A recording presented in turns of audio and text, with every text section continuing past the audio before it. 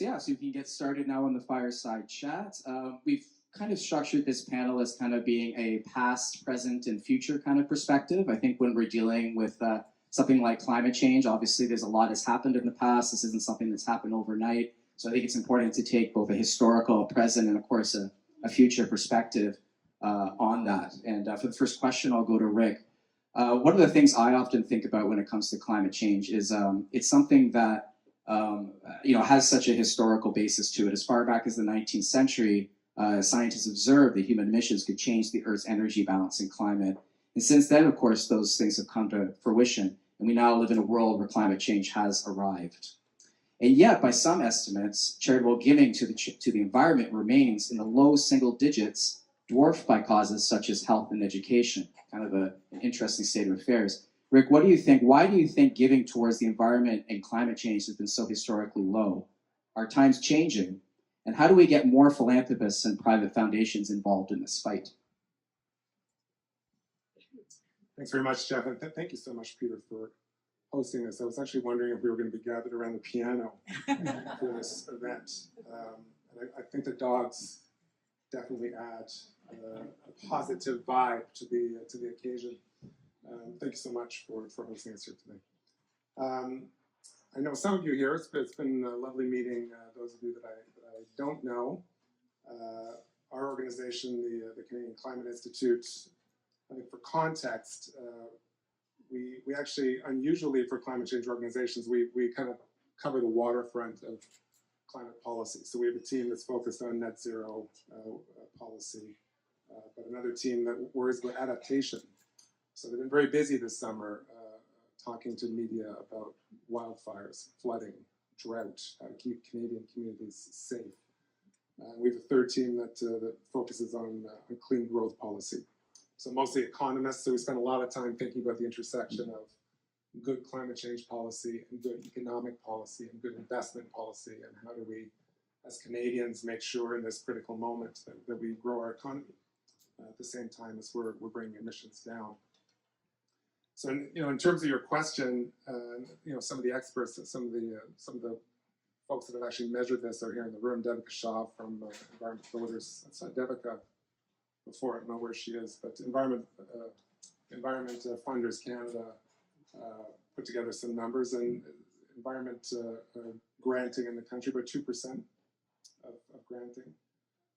Eric Campbell and Clean Economy Fund actually just released something yesterday. Climate change granting about 0.9% in 2022 in Canada, so quite low.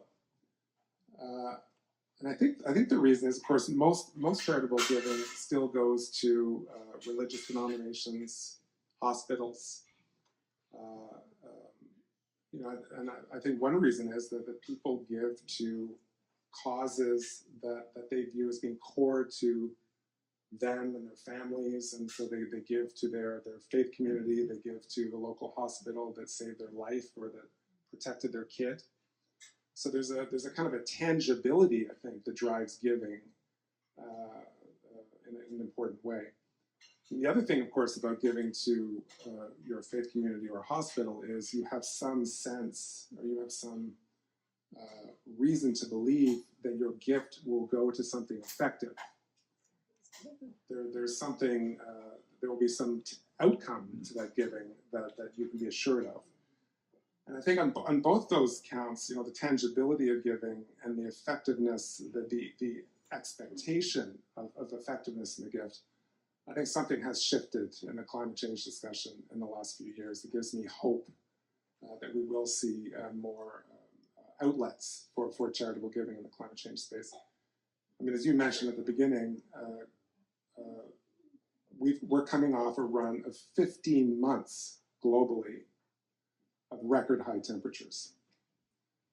The hottest September, August, July, June. Go back 15 months, the hottest months in recorded human history. Wildfires, flooding, widespread in a way that we haven't seen ever. So I think something in the climate change discussion has clearly shifted in terms of the acknowledgement that this is now impacting our daily lives and our community safety, whether it's Jasper, or Quebec communities in August that had $2.5 billion in insured losses and flooding, I mean, the greatest insured losses in Quebec history. So the tangibility of the climate issue has changed. And the last thing I'll just underline is, that's all the bad news. But we're also seeing progress. We're seeing more electric vehicles on the road. I mean, the Ford government is commissioning, many new battery storage facilities. We know the progress is happening globally. We see it. We just need to accelerate it.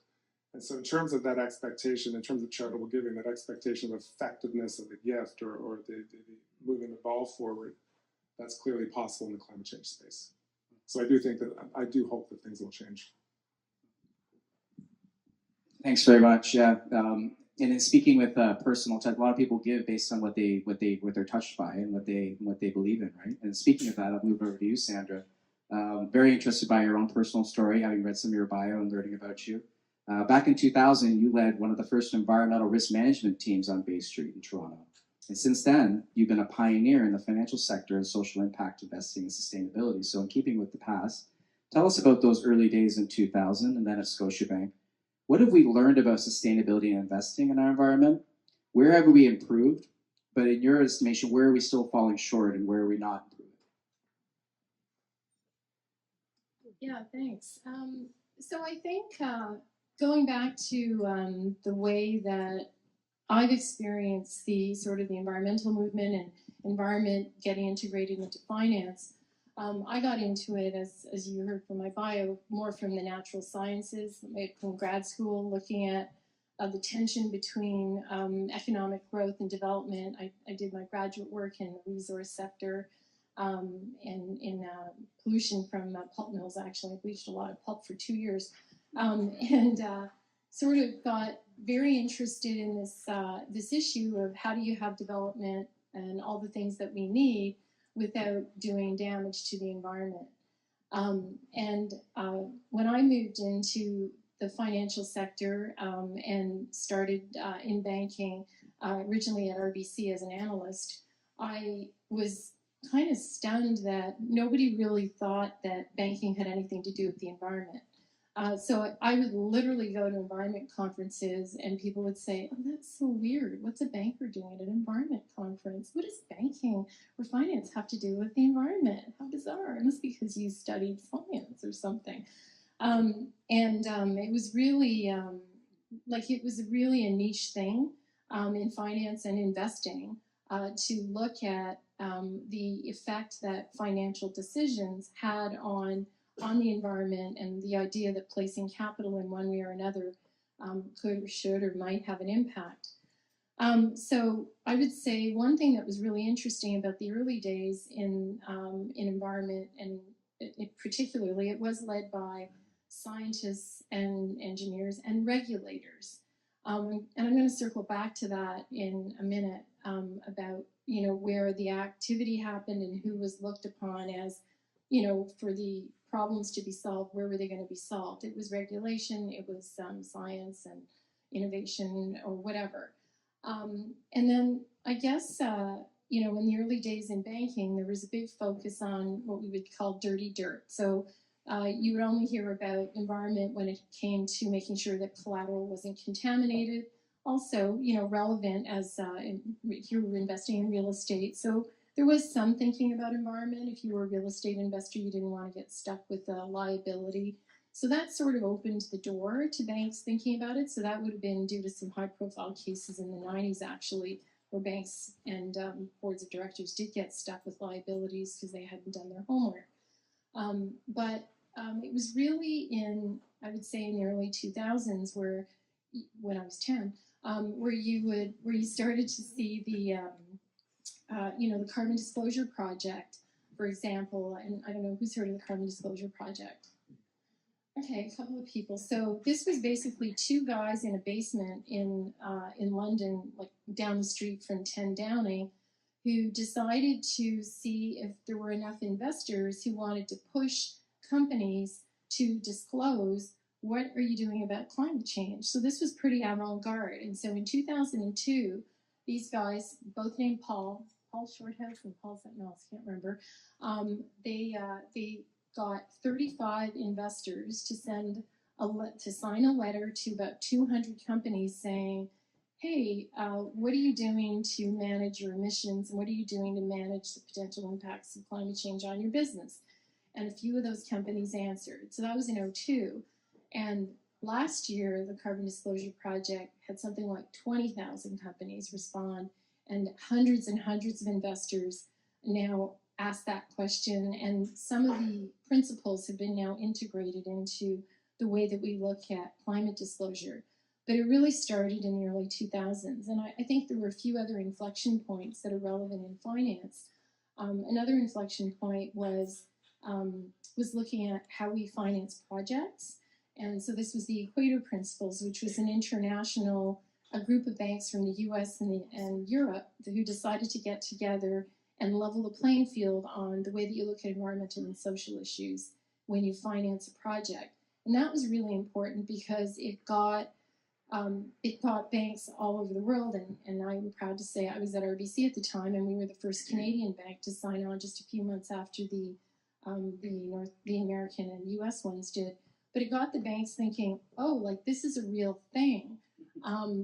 This idea that environmental and social issues could mess up your ability to move a project forward. The impacts on the community and on the environment have to be balanced against economic development. It was like, oh, sustainable development in action, people, planet, profits, that tricky juggling act. So then I think that's where it started to, the sustainability agenda started to get into banking. I would say a couple other, important inflection points actually. Al Gore, An Inconvenient Truth, that was around '06. And that was a biggie because that actually got climate change into everyday conversation. It made it understandable to people, and it really started to mobilize those investors, the financial sector, people who did want to figure out how to place money more deliberately. It got people asking for climate regulation. In the meantime, there was all these climate conferences going on. But I think that was a big deal for finance. I will say it remained pretty niche to have investment in environment for a long time. RBC had these funds, the RBC Janssen funds, which mirrored like a Janssen Sustainability Index back in the early 2000s, and like nobody bought them. Nobody invested in them. The branches used to tell people, oh, you're probably going to lose money. I don't recommend it. Like, it was terrible. Yeah, it wasn't good. BMO had a fund. Blair Feltmate launched a fund with some other guy. Again, early 2000s. Was very avant-garde sustainable investing fund at BMO, like 20-some years ago. Nobody bought it. TD launched some environment funds around that time, but they were very niche, very poorly subscribed to. And the narrative, it wasn't necessarily true, was that if you invest in the environment, you're going to lose money. Let us direct you to this other thing that's more profitable.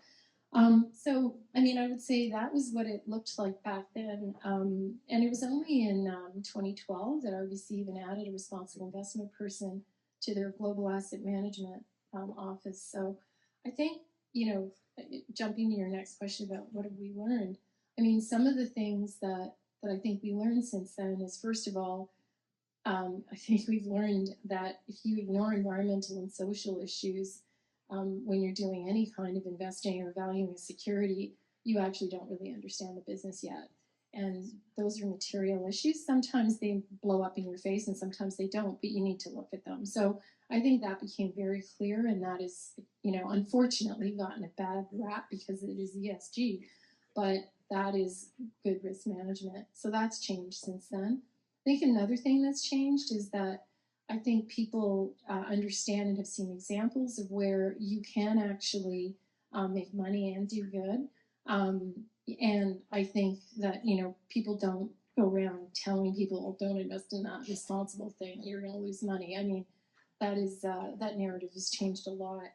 And then I guess, I think the other thing that, I jotted down some notes here, but the other thing is a really big emphasis on data and knowing that, like, understanding more facts and figures about companies, including environmental and social, was stuff that nobody was asking for. Like it was renegade in 2002 to ask a bunch of companies, like, do you even know what you're going to do about climate change? It's like, what? We're not answering that. So that's changed massively. Thanks for that. That was great. I learned a lot there. But it's one of those things where it's you think intrinsically like it's you're talking about the like 2000s and all these things that are coming in. It's like it's surprising. I mean, it's just incredible that we live in such a new age for this discussion, and it's good to be reminded of that sometimes. Peter, over to you. Also looking at the past, but you bring a unique perspective to this particular discussion. In 1954, the Canadian government first introduced flow-through shares as a way to finance junior mining in Canada. And as we all know, in the year 2024, the exploration of critical minerals has never been more topical amongst politicians, entrepreneurs, environmentalists alike. And we actually have First Phosphate, a critical mineral company here in the audience as well, which is kind of neat. Peter, tell us a little bit about charity flow-through shares. What are they for people that don't know and understand them? And how has mining been perceived in the past, and how have you seen it change in recent years? Okay, thanks. So you said it's a policy, a tax policy the government created back in 1954. So they're 3 years older than our RSPs. And they're similar to RSPs in that you get a 100% tax deduction. And like all policies, the government wants people to look after their retirement. And they want more mining. This is not a tax loophole. The government wants mining. We're actually the world's best. A stat I love to share is 45% of all NHL hockey players are born in Canada. 65% of all global mining companies are Canadian. Yeah, so you can go home and ask your children with that, and I'm sure they're going to fail. Yeah, and look, our engineers are everywhere. They're in Africa, they're in Central America, South America, Asia, Canada, Australia. We're known as world leaders. So the government said wanted to promote them, but the problem is exploration is incredibly risky. We've also got a lot of technology people here in the room. Mining is probably even worse odds, if you can hardly believe, than venture capital. 1 out of 10, you get something fairly exciting in a drill bit. 9 out of 10, failure. 1 out of 100 becomes a junior mine. But what it does 100% of the time for the government is creates jobs.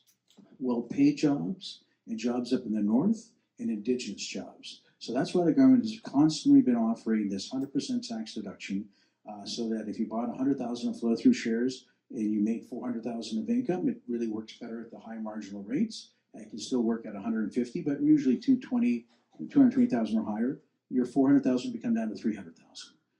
And they have maximums, but they're much larger than RSPs. So RSPs is about 32,000. Now you can shelter about 30% of your income. So that $400,000 example could be 120,000. So it started off as just people that were in the mining business. There was a bull market, the 50s, 60s, 70s. We all remember about inflation. Gold went on an amazing run from 20, 40 bucks up to 800. And then it kind of went in doldrums. The 80s, 90s kind of sideways. We've been in basically a bear market since 2011. And what changed a lot for the flow-through share buyers was Stephen Harper finished the job that Paul Martin started and said, no capital gain tax if you donate public shares. And flow-through shares, wonkiness in the tax code, are all capital gain. You get 100% tax deduction, but your ACB, adjusted cost base, goes to zero. So they're a perfect tool for donation. No philanthropist that I know or I really bought them. They were generally small business owners, accountants, dentists that were buying them. And now the richest people in Canada started buying them. It took a while. They looked too good to be true. And we all know what that means. Don't do it, right? But it took a lot.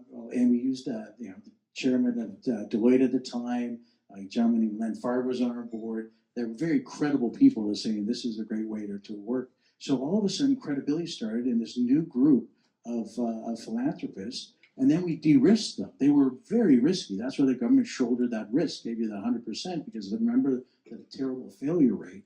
So we were able to find what we call a liquidity provider. So you would buy those $100,000 of shares, and you would sell it to the RBC Resource Fund or the AGF Resource Fund, as long as they were sold at a discount.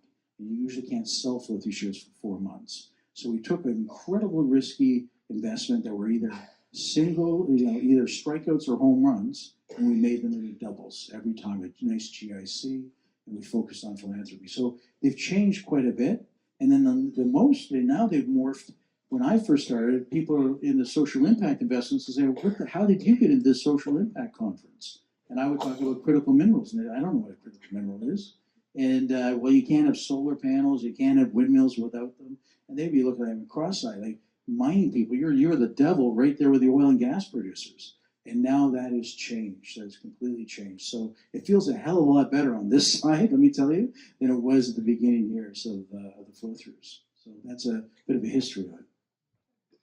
Yeah, so you mentioned the whole banking thing that actually Peter's told me that story a couple times. And it's interesting because, climate change, the environment is such a massive issue, right? And I think to solve the climate crisis, you're going to need, it's so much more specific than, we just need to reduce our emissions or we just need to do this. It really requires a full court press. It requires a complete societal shift, whether it be banking, whether it be mineral exploration, whether it be policy.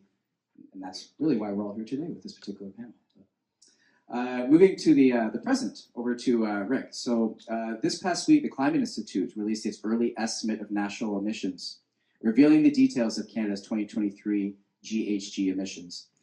Tell us, what were some of the key findings from this report? What shifts and policies are needed for us to hit our energy transition targets? And how can philanthropists and the private foundations help? One of the things we do every year is we track how our country is doing in terms of emissions, because trying to set up a kind of virtuous circle of improvement. If we can reveal where successes or challenges remain, we can and then attack those remaining difficulties.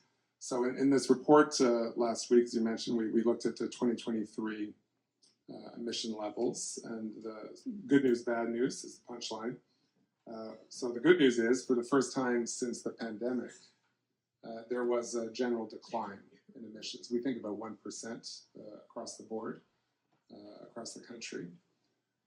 But what that general decline masks is real differences between sectors.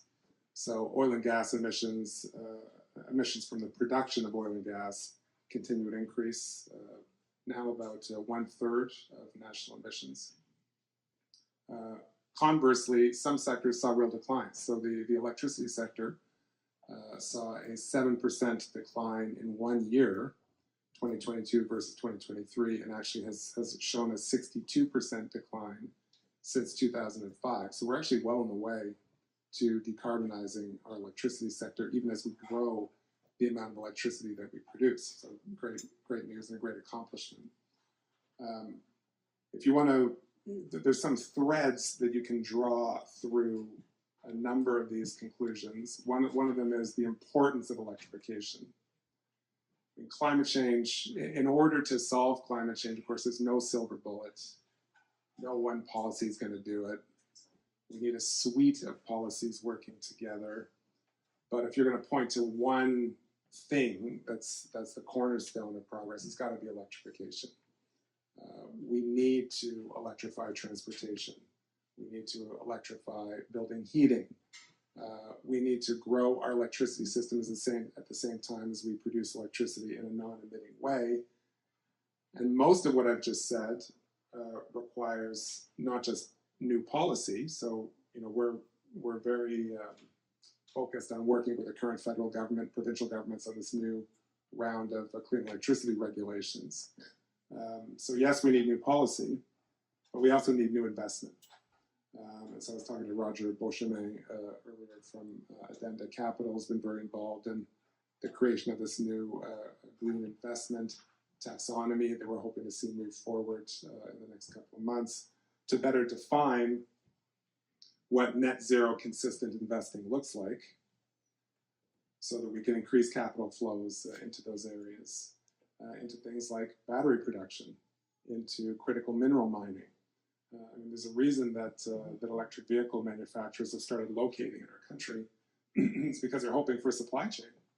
They're hoping for a supply chain of batteries, critical minerals, and so there's an investment component to further reducing emissions that's important to accelerate. Over to you again, Sandra. So some of the amazing work that BDC has been doing. You recently came out with your second annual sustainability report. It highlighted over 106,000 clients served and 1.6 billion committed to innovative clean tech companies since 2018. What inspires you about the current generation of impact entrepreneurs? How are they different from the past? And what advice would you give impact investors who want to support efforts to mitigate or manage climate change?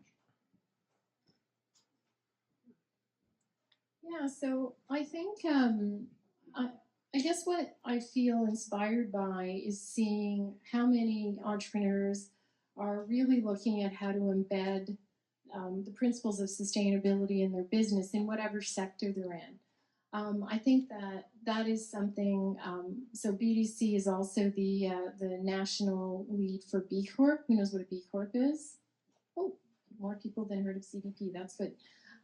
So yeah, so B Corps are companies that have embedded, social good into their articles of incorporation, into the way that they do business. And B Corps are like the gifted students of this world. But even regular companies that don't choose to become B Corps are also integrating this thinking. So you see that a lot with entrepreneurs really looking at this opportunity to build a better company and build a better world at the same time, and it's legitimate, especially younger generation. I think that what we're seeing with investors that's really interesting, and people in this room, you probably see this even more than we do, certainly. But when we at BDC, when we co-invest with other organizations, and sometimes with high net worth individuals are there as well, is that there's definitely an understanding with investors, unlike the early days, that you can definitely deliver impact across a range of returns. So it used to always be, oh, you're going to invest in that environmental thing. Well, you obviously don't need money. But now, there is an impact investment at every risk-adjusted return that you might want. It just depends what you want to do and how big of an impact and in what areas.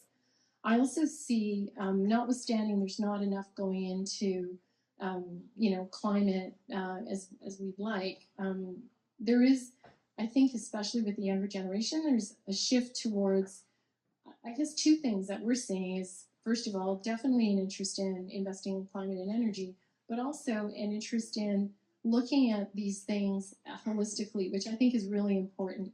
Because you don't want to push too hard on one lever and mess up other stuff. And we see that, right? A lot of the laudable efforts in mining, mining for critical minerals, if not done well, you're just creating different problems somewhere else. And I think people are more in tune with that and looking at impact investing and investing for good, looking at it across the possible range of impacts and trying to kind of optimize. You're never going to get everything perfect. There's always that economic, social, environmental trade-off, honestly, but at least you're aware of it and you can choose where you want to play. I think that, so I think those are a couple of things that give me a lot of hope. If you can indulge me, I wanted to just take a second and talk about a few things that I think we should all watch out for, things that are worrisome, that I think are, smart, well-meaning people are getting past this, but it's something that's really been in my mind lately, thinking about making movement up on this field after so much time. I think one thing where we're falling short is letting people politicize the tools that help the transition. Like, why is ESG politicized? I mean, there's lots of good reasons for that, but honestly, looking at environmental and social stuff as long as you're also looking at financial is just smart. It's just good due diligence. So, don't let people turn it into a buzzword that's meaningless and that's bad and it, means people are too woke. It's like, no, it's actually called good risk management. So politicizing things like that, and honestly politicizing a carbon tax, I'm going to say that out loud, it's unfortunate. I know. What is that? But it's, isn't that what they say? yeah. Well, it's too bad because it isn't a left-wing, right-wing thing. It's like it's economics and disputed on that front, I also think one of the things we have to be careful of, and I think the pendulum is swinging back, but in the early days, it was really, okay, regulate, regulate, regulate, let's control pollution, we need regulations. And then there's been this shift over the last few years, coinciding with the ESG might mean 100 different things, of thinking the markets can do it all. Oh, if only the banks and if only finance did this and financial, we could solve all these things. Well, yes, obviously money is critical, but we actually still need good public policy. So this is a plug for the Climate Institute and others. Like you cannot get business to internalize something that's an externality, to like suddenly start absorbing the cost of something they used to be able to do for free, i.e. emit a bunch of stuff into the atmosphere. You can't get them to cost it and say that it's not going to cost them anything. Like, not necessarily. There are ways to optimize, there are ways to make it not expensive to do the right thing, but you need good public policy, good regulation, good incentives, good investments. All those things have to work together in order to make it the right thing for businesses to stay in business while they do the right thing. It's not going to happen if only the markets are trying to push this without policy and public support. So I worry about that being in banking and hearing the things that banks and investors are asked to deliver on. It's like, if public policy isn't there, like this is not going to move the needle enough. And I think the third thing is, and maybe this is a pet peeve, while data and information are very important and it's much better than it used to be, if you are, a small business or an entrepreneur, the deluge of data that people are being asked for on environmental and social issues from maybe large companies and sometimes large investors is actually crushing in some cases, and it may be starting to work against putting resources into actually delivering impact. So I would caution people who are looking for good data before they make investments, or who are, advocating, and maybe that doesn't apply to a ton of people in this room, but, some, if you're running a foundation and you want to know how your investments are doing, make sure you're asking for the right amount of data and not crushing the delivery of the actual impact part, because resources, have to be allocated, and we're finding a lot of small companies are just drowning in the amount of requests for data that they're getting. And we're not even sure if the people asking for it are actually using it. That's a whole other story that requires alcohol. Well, we have plenty of that. So. Peter, so you spoke a little bit about the history of flow-through shares, what they do, etc. Take us into the present. So to Sandra's point, let's critical minerals been in the headlines so much it has become a bit of a buzzword. Take us beyond the buzzwords. Tell us, what is the government doing as it relates to critical minerals? What's new? What's interesting in there? And most importantly, how have your clients and the business community reacted to them? Did they care about critical minerals before? How are they reacting to now? What's the next generation of charity flow-through buyer? Well, look, the Freeland's budget of April 2022 was a massive milestone for junior mine exploration. I mean, I've been saying that for a decade about critical minerals, and people didn't believe it. But when Freeland said it, when Biden said it, when the Chancellor of Germany said it, that we need to find 5 times, 10 times more critical minerals, else we can't make this energy transition. It won't happen. Then people started to believe it, and the government backed it up with a big jump. Before that, you had 100% tax deduction for decades and decades and decades. And then 2001, they ordered a 15% federal credit, which is twice as good as a deduction if you're looking for grassroots. And then, out of the blue, but Pierre Graton here, the Mine Association, was busy using his influence to say how important the critical minerals, and the Liberals were listening. And I have to say the NDP and the Conservatives, this was one thing that all three parties agreed on. And they came forward with a 30% credit if you're looking for 15 of these critical minerals that are all related to the energy transition, which would be uranium, copper, zinc, lithium, cobalt, scandium, the list goes on a little bit longer.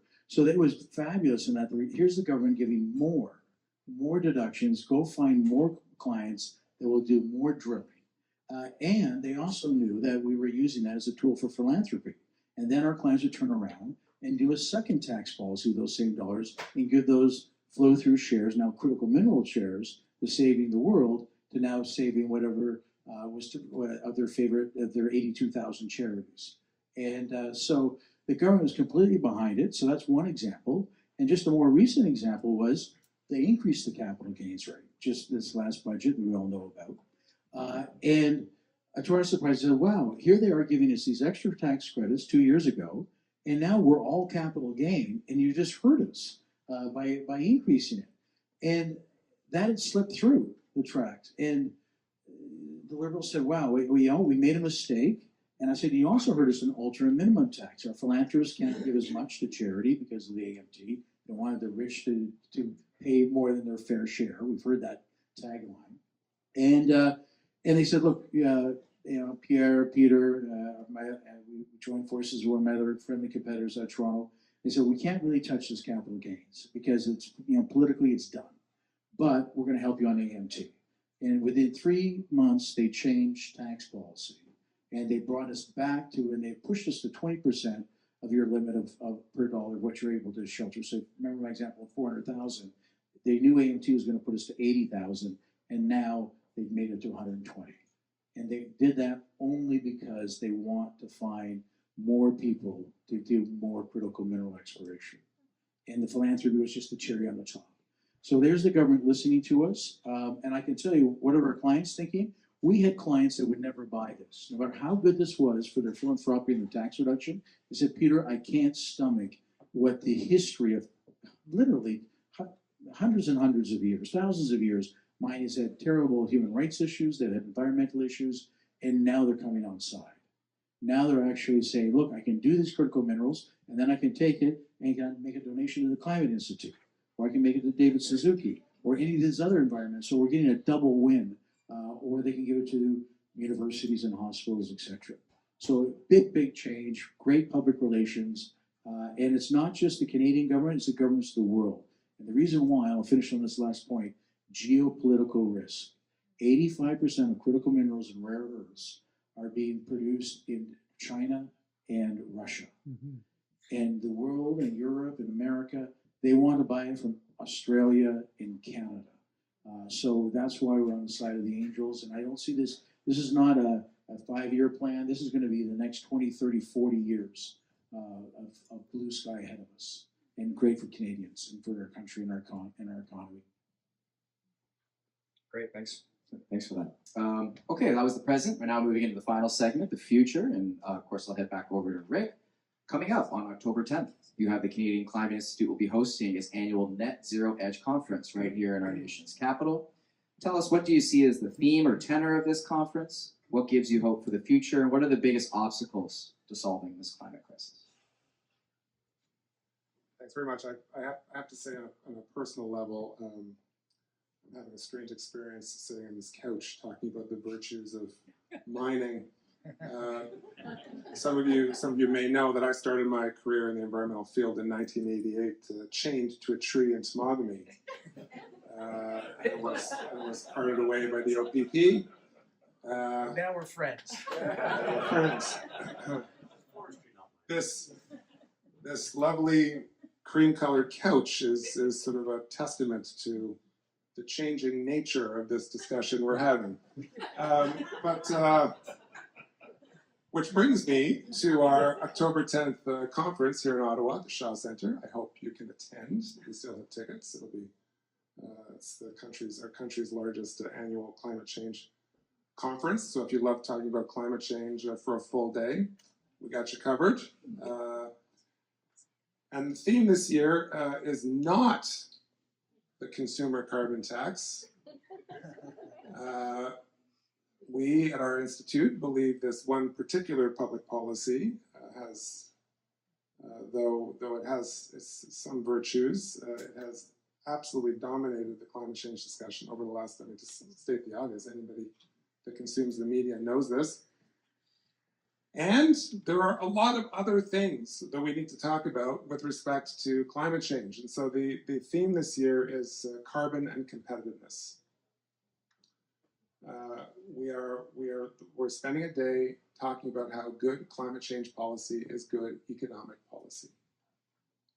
We're spending the day talking about how climate action is without a doubt the single greatest economic opportunity and necessity of the next century. It has to be. And so we have a number of visitors coming from around the world to illustrate this from various vantage points. So our friend Brian Deese is coming, Joe Biden's National Economic Council chair, and also he's now advising Kamala Harris on climate change policy. Lord Alok Sharma is coming from the UK, former Conservative cabinet minister, current Conservative member of the UK House of Lords, a committed climate change advocate, and a business guy. Like he spends his days trying to drum up venture capital for good projects. Michael Sabia is just as another example. Michael Sabia is on stage talking about Hydro-Quebec and Quebec's very ambitious plans to build out electricity in Quebec. We've been. Has anybody heard the term petrostate? Well, I mean, we started joking that Quebec aspires to be an electro state, and are well on the way to doing that. And so, what gives me hope is, let's face it, there's many days that talking about climate change, working on climate change, reflecting on the reality of climate change, taking the science seriously, is not the most uplifting enterprise. But what gives me hope is gatherings like this. Lots of smart people in a room reflecting on the challenges that we have environmentally, but also what our country needs to do about that to succeed over the ensuing decades. I'm very, very privileged to work with a very dedicated staff and board at the Canadian Climate Institute. Shout out to a couple of my colleagues here, Sarah Bacher, Dale Bugen, our Executive Vice President. If you want to talk about carbon tax, we're up for it after this. Talk your ear off. We've actually recently co-founded, the last thing I'll say, Jeff, is we've recently co-founded. We're not experiencing anything unusual here in Canada, right? The particularities of each nation are a little bit different, but we're also very privileged to work with very dedicated colleagues in countries around the world. So we've recently co-founded an international network of organizations like ours, research organizations focused on net zero and adaptation. About 24 of us now chat regularly, trying to share best practices across borders. And that's been enormously rewarding. I mean, talking to colleagues in the global north, global south, one of our strongest member affiliates is in the Philippines, who are making incredible strides in the Philippines, moving forward climate policy in that country. So the dedication being brought to bear on solving this problem gives me a lot of hope. Excellent. Well, Sandra, your last words. So you mentioned venture capital and business. So that's obviously right up in your wheelhouse, looking at the future for BDC. One of your ongoing programs is the Kauffman Fellows Program, designed to develop and train future global leaders in the venture capital industry. Can you tell us about the next generation of venture capitalists as it relates to social impact and climate change, and offer just a couple examples? And are there any other exciting programs or initiatives to keep an eye on at BDC in the future? Yeah, I think what's interesting about the next generation of venture capital investors, certainly, millennials and Gen Z are very, they're very woke. So they're very attuned to, I've got 2 Gen Zs in my household, so they're very attuned to the, to social and environmental issues. And so, when they are in a position to have money to invest or to influence their university, their parents, the companies that they work for, they will be, and they are thinking about, what is this money doing, and how do I invest in the future? So that's actually kind of interesting to see it much more ingrained in the way of thinking.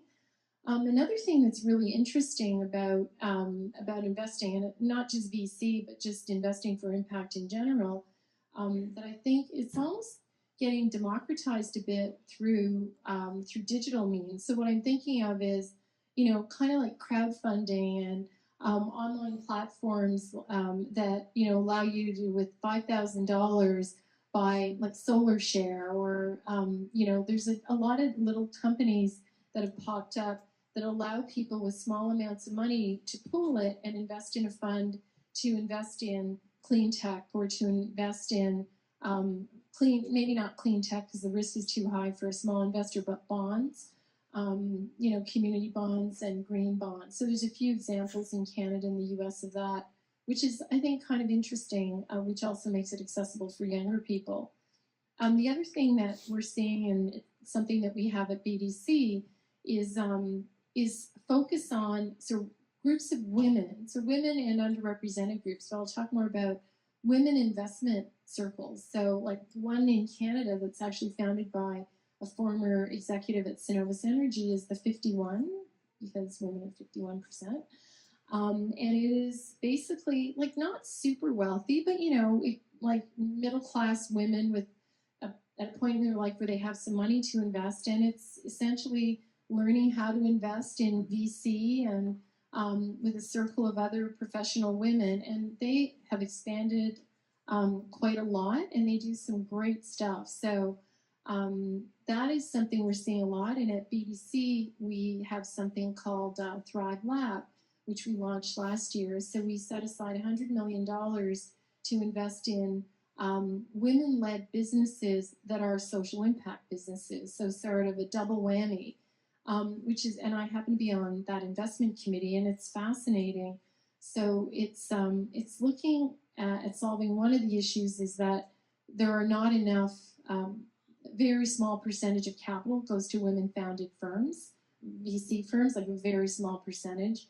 I want to say it's like 5% or something. Like it's terrible.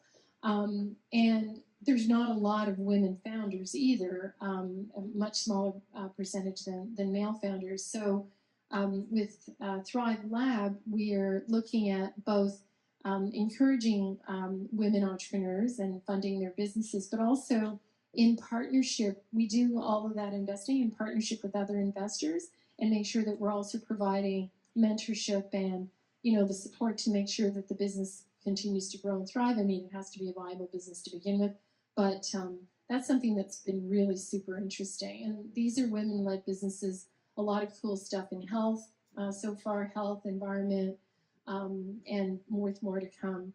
So that's something that we're seeing a lot more of. And then I guess, one of the other things for BDC, as we're thinking about climate specifically, there's really, and I think this applies to any investor, really, like we really look at 4 ways. If you want to put your money towards climate, there's really 4 things. Number one is the innovators. So it's usually VC, it's usually equity. And we are the largest clean tech investor in Canada. So we have about $1.6 billion in clean tech. And we, for every dollar that we put in VC, we crowd in, last check was $7.30 of other people's capital. So BDC is a very influential VC investor in Canada. And so investing in climate, one of the biggies is the new technologies, the innovative new firms. It's usually equity, it's usually higher risk. So that's one area where we continue to invest and grow that business. The second area, and again, this applies to anybody who wants to invest for climate, there's the tech. The second bucket is kind of when we're talking about the mining companies, is the supply chain. Because there's, it takes a lot of materials and a lot of regular materials like minerals and widgets and dewflingers to actually make all the stuff that we're going to have to make and build to electrify everything, as Rick was saying. It's going to take a ton of stuff.